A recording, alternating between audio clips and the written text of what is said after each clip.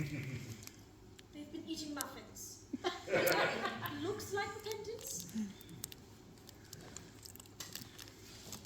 You don't seem to notice us at all. Couldn't you cough? And I haven't got a cough.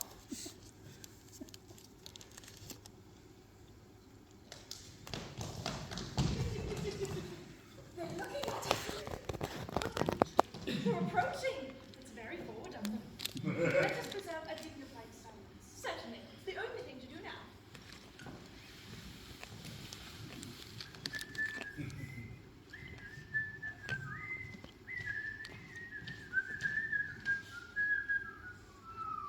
Dignified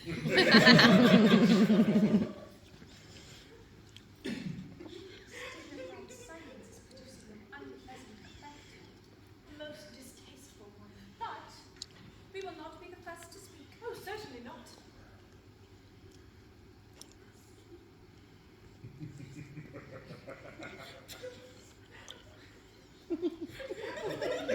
Mr. Worthing, I have something very particular to say to you. Much depends on your reply. Gwendolyn, your common sense is invaluable. Mr. Moncrief, kindly answer me the following question.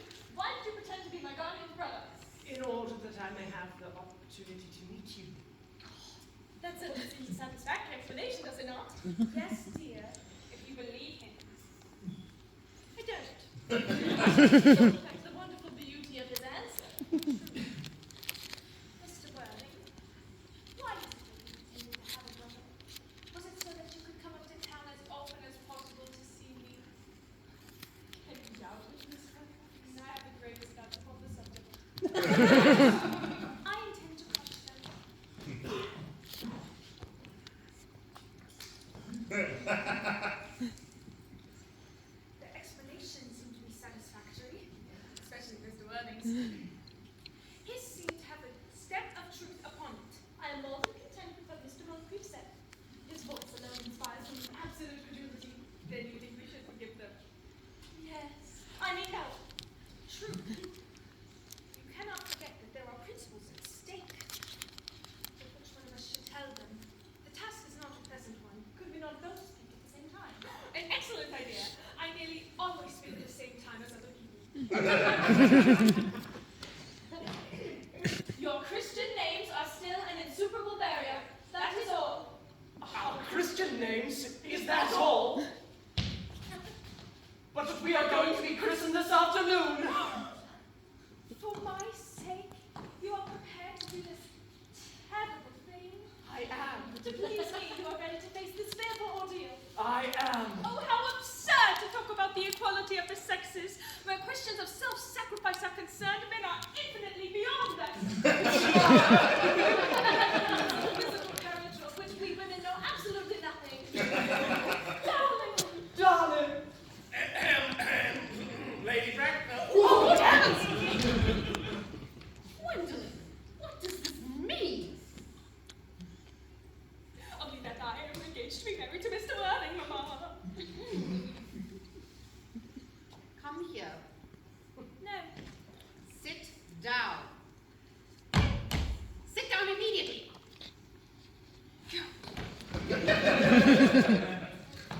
Agitation of any kind is a sign of mental decay in the young, physical weakness in the old. Apprised, sir, of my daughter's sudden flight by her trusty maid, whose confidence I purchased with means of a small coin, I followed her at once by a luggage train. You understand, of course, that all communication between yourself and my daughter must cease immediately from this moment. On this point, as indeed on all points, I am firm. I am engaged to be married to Gwendolyn, Lady Frank. You are no such thing, sir. And now, as regards Algernon. Algernon, Yes, Aunt Augusta. is it in this house that your invalid friend, Mr. Bunbury, resides? Oh, no. Bunbury is somewhere else at the present moment. In fact, Bunbury is dead. Dead? Died? His death must be quite sudden. I killed Mr. Bunbury this afternoon. I mean, old Bunbury died this afternoon. What did he die? Bunbury? Oh. Well, he was quite exploded. Was he I had no idea Mr. Bunbury was interested in social legislation. If so, he is well punished for his morbidity. My dear Aunt Augusta, I mean, he was found out. The doctors found out that he could not live. That is what I mean. So he died.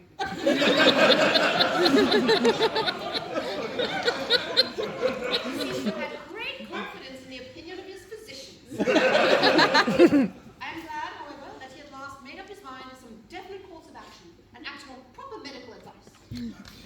Now that we are rid of this Mr. Bunbury, Mr. Worthing, may I ask you, who is this young person whose hand my nephew Algernon is now holding in what seems to me a peculiarly unnecessary manner? That lady is Miss Cecily Cardew, my ward.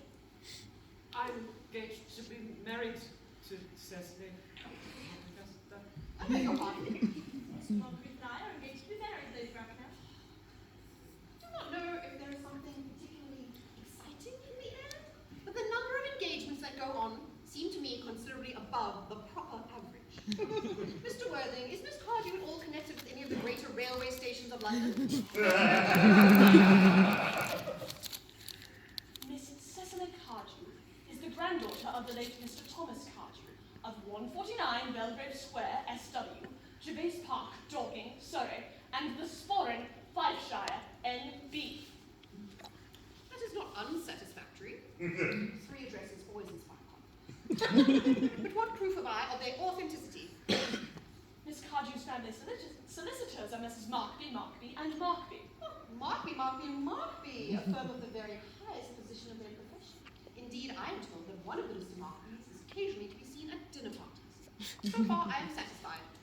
How extremely kind of you, Lady Bracknell. I also have in my possession, you will be pleased to hear, certificates of Miss Cardew's birth, baptism, whooping cough, registration, vaccination, confirmation, and the measles. Both the German and the English variety. Oh, a life crowded with incident, I see. So perhaps somewhat too exciting for such a young girl? I'm not myself in favor of premature experiences. Oh, Gwendolyn, the time approaches for our departure. We have not a moment to lose. Mr. Worthing, as a matter of form, I had better ask if Miss Cardew has any small fortune. Oh. About £130,000 in the funds. That is all. Goodbye, Lady Bracknell. So pleased to have seen you. A moment, Mr. Worthing. £130,000. And in the funds. Miss Cardew does appear to be a very attractive young lady now that I look at her.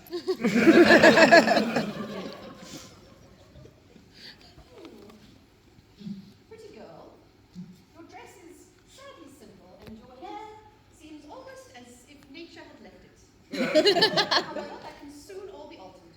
A thoroughly experienced French maid can do marvelous things in a very brief space of time. I remember recommending one to a young lady once, and after 3 months, her own husband did not know her. After 6 months, nobody knew her. No.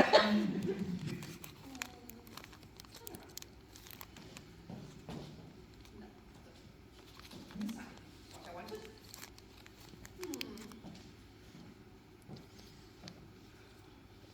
Yes, there are distinct social possibilities in your profile. Chin a little higher, dear. Style depends largely on how the chin is worn, and they are worn very high just at present. There are distinct social possibilities in Miss Cardew's profile. Cecily is the sweetest, dearest, prettiest girl in the whole world, and I don't care 2 pence about social possibilities. Never speak disrespectfully of society, Algernon. Only people who can't get into it do that. My dear, you understand that Algernon has nothing but his debts to depend upon. But I do not approve of mercenary marriages. When I married Lord Bracknell, I had no fortune whatsoever. But I never dreamed for a moment of allowing that to stand in my way. Well, I suppose I must give my consent. Thank you, Aunt Augusta. Thank you, Lady Bracknell. You may kiss me, sir. Thank you. And you may call me Aunt Augusta for the future. Thank you, Aunt Augusta. I think Aunt Augusta. Let me be frank. I am not in favor of long engagements. They give people the opportunity of getting to know each other's character before marriage. But there's never advice. I beg your pardon, Lady Bracknell, for interrupting you, but this engagement is quite out of the question. I am Miss Cardew's guardian, and she cannot marry without my consent until she comes of age. That consent I absolutely decline to give. On what grounds, may I ask? Algernon is an extremely, may I say, an almost ostentatiously eligible young man. He has nothing, but he looks everything. It pains me very much to have to speak frankly to you, Lady Bracknell, about your nephew. But I must say that I do not approve at all of his moral character. I suspect him of being untruthful. Untruthful? My nephew Algernon? Impossible, he is an Oxonian. I'm afraid there can be very little doubt on the matter. This afternoon, during my temporary absence in London on the important question of romance, he obtained admission to my house by means of the false pretense of being my brother. Under an assumed name, he drank, I've just been informed by my butler, an entire pint bottle of my Perrier Jouet Brut 89, a wine I was specially reserving for myself. Continuing in his disgraceful deception, he succeeded in the course of the afternoon in alienating the affections of my only ward. He subsequently stayed to tea and devoured every single muffin. And what makes his conduct all the more heartless is that he knew perfectly well from the first that I have no brother, that I never had a brother, and that I have no intention to ever have a brother, not even of any kind. I distinctly told him so myself yesterday afternoon. Well, Mr. Worthing, after careful consideration, I have decided entirely to overlook my nephew's conduct to you. That is very generous of you, Lady Bracknell. My own decision on the matter, unalterable. I decline to give my consent. Come here, dear. How old are you? Well, I'm really only 18, but I always admit to 20 when I go to evening parties. You are quite right in making some slight alteration. Indeed, a woman should never be entirely accurate about her age. It looks so calculated. 18, but admits to 20 at party. Well, you will soon be of age and free from the restraints of tutelage, so I do not think that your guardian's consent is, after all, a matter of any importance. Pray, excuse me, Lady Bracknell, for interrupting you again, but according to the terms of her grandfather's will, Miss Cardew doesn't come legally of age until she's 35. That does not appear to me to be a grave objection. 35 is a very attractive age. London society is full of women of the highest birth who have, of their own free choice, remained 35 for years. Lady Dumbleton is an instance in point. To my own knowledge, she has been 35 since she arrived at the age of 40. And that was many years ago. I cannot see why our dear Cecily would not be still even more lovely at that age than she is now. And there will be a great accumulation of property. Did you really wait for me till I was 35? Of course I could. You know I could. Of course, I know but I could not wait all that time. I hate waiting even 5 minutes for anybody. It always makes me rather cross. I know I'm not punctual myself, but I do like punctuality in others, and waiting, even to be married, is quite out of the question. Then what is to be done, Cecily? I don't know, Mr. Moncrief. Mr. Worthing, as Miss Cardew positively states that she cannot wait until she is 35 to be married, a remark which I am bound to say shows me a somewhat impatient nature, I must ask you to reconsider your decision. But my dear Lady Bracknell, the situation is entirely in your own hands. The moment you consent to my marriage with Gwendolen, I will most gladly allow your nephew to form an alliance with my ward. I understand that what you propose is out of the question. Then a passionate celibacy is all that any of us can look forward to. That is not the fate I propose for Gwendolen. Algernon, of course, can make his own choices. Oh, come, Gwendolen. We've missed 5, if not 6 trains already. To miss any more would expose us to comment on the platform. Everything is quite ready for the christenings. The Both these gentlemen have expressed desire for immediate baptism. Their age? The idea is grotesque and irreligious. Algernon, I forbid you from being baptized. I will not hear of such excess. Lord Bracknell would be highly displeased if he learned that this was how you wasted your time and money. Am I to understand that there should be no christenings at all this afternoon? I don't think that, as things are now, it would be of very much practical use to either of us, Dr. Chasuble. I'm upset to hear such sentiments from you, Mr. Worthing. However, as the present mode seems to be one peculiarly secular, I shall return to the church at once. I've just been told by the pew opener that for the last hour and a half, Miss Prism's been waiting for me in the vestry. Did I hear you say Prism? Miss Prism? Yes, Lady Bracknell, I'm on my way to join her now. Allow me to detain you for a moment. This matter may be of vital importance to myself and Lord Bracknell. Is this Miss Prism a female of repellent aspect, remotely connected with education? She is the most cultivated of ladies and the picture of respectability. Well, it's obviously the same person. And may I ask what position she holds in your household?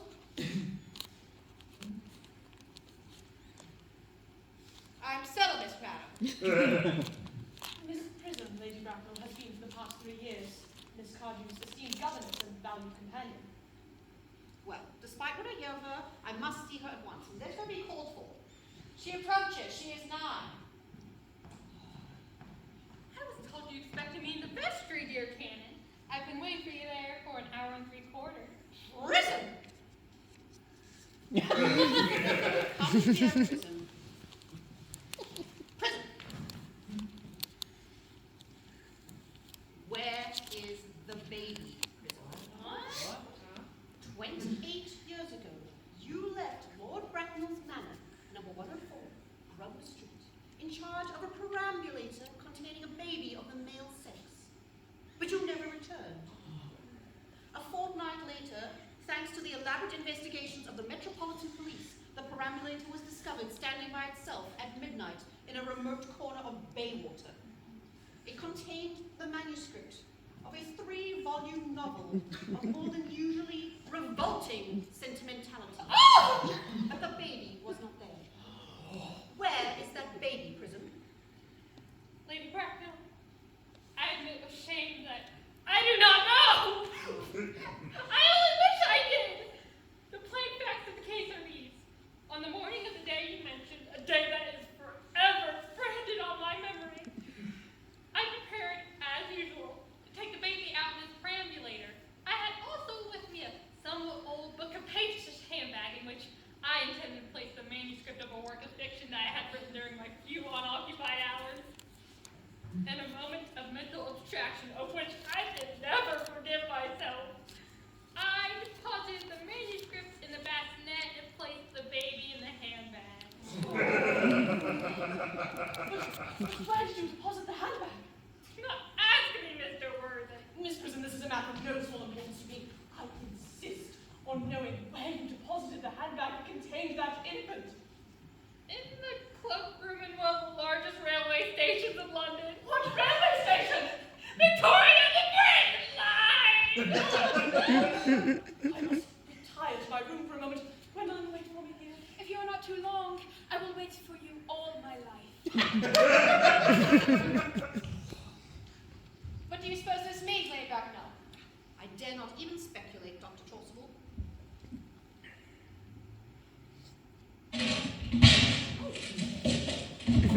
Uncle Jackson, strangely agitated. Your guardian has a very emotional nature. It sounds as if he's having an argument. I hate arguments. They're always vulgar and often convincing. It seems to have stopped now. Oh,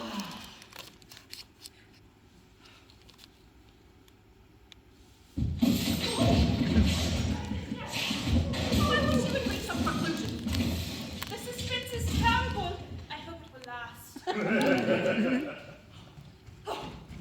Is this the handbag, Miss Prism? Examine it carefully before you speak. The happiness of more than one life depends on your answer. It seems to be mine.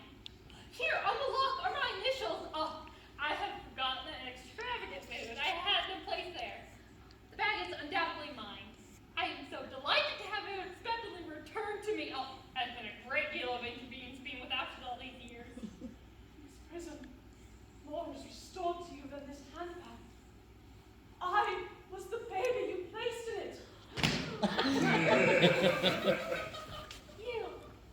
Yes. Mother. I am unmarried. Unmarried. I do not deny that is a serious blow.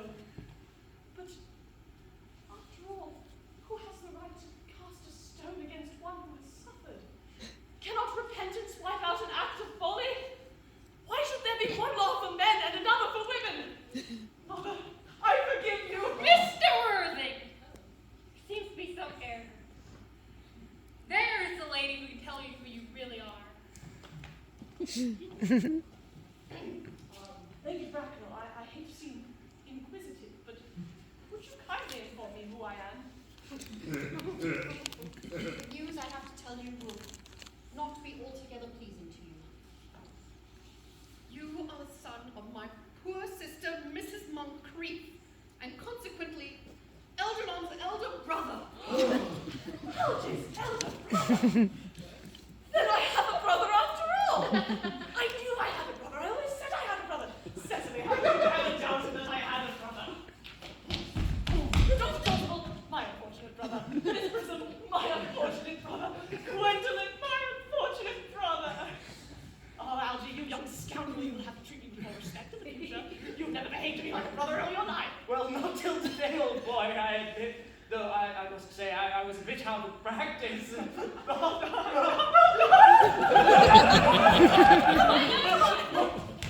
which one are you?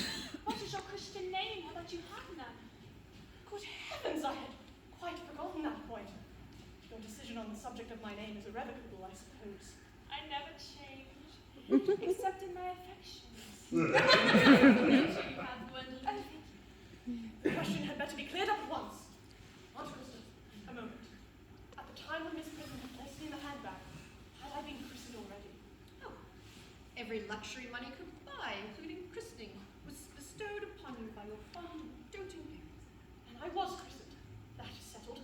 Now, what name was I given? Let me know the worst.